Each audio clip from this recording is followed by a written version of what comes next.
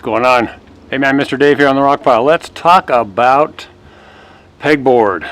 So pegboard's pretty awesome. You can put it together any way you want. It's got holes in it, and you can see I've tied it off just by hand. I use gloves, of course, because this tie wire is pretty brutal on the fingertips. And all these pieces came from the parts I did here below. We did it just this high so we had access to get our concrete back into the back.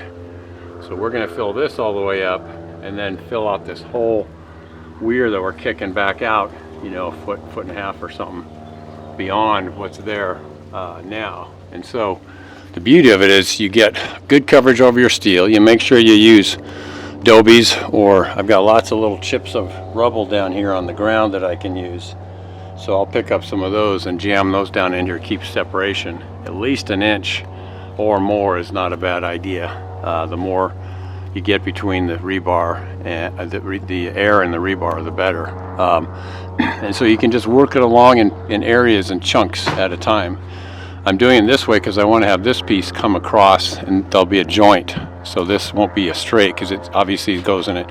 It's trending this way. So now we have to pivot down a little bit. And so we're going to bring out a flat piece. And I think I'm going to tip it down a little bit so the water will fall off and not curl back. If you have it at a pitch up, the water curls over and it can roll down the back of it. When you cut it off, I use a diamond disc on an angle grinder, this guy right here, and I just chop that in to wherever the tie wires are, and I get it into the thing. All this stuff I give a cream coat. I either put concrete up in the big voids if we have them, and or a mortar mix, and I just jam it in there. So wherever I see these guys, it looks like a beard with a little bit of a 5 o'clock shadow. So these little wires I cut off with the diamond disc, and then I cover those up. These things in here are going to be all covered with concrete, so they're beyond being an issue. Okay, so you can see it's all by hand, and you just take your time, you work your way up. You can see this has got a bend right here. The weight of this is going to push it down. So as it stands right now, I really don't need dobies underneath here.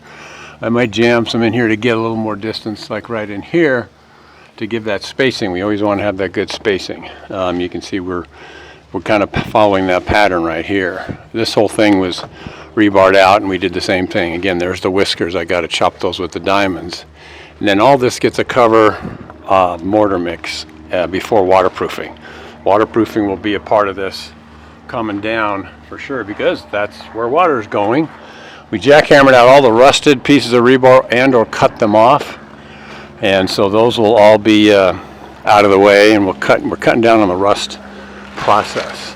This will all be waterproofed again, and we're going to be again bringing the weir out this way, and then try and have it tip down at the very edge of it at least to cut down on that back washing of the waterfall.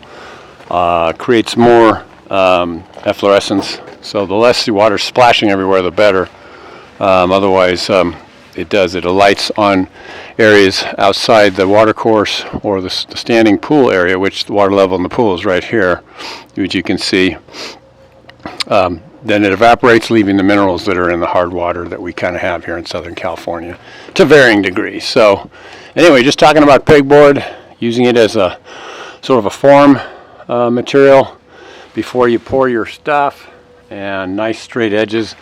They sort of lend themselves to some natural faux rock cracking that you can put in later, which I think I've chatted about in other videos and stuff. So there we go, Mr. Dave talking about pegboard for backing. All right, we'll see you next time on the rock pile.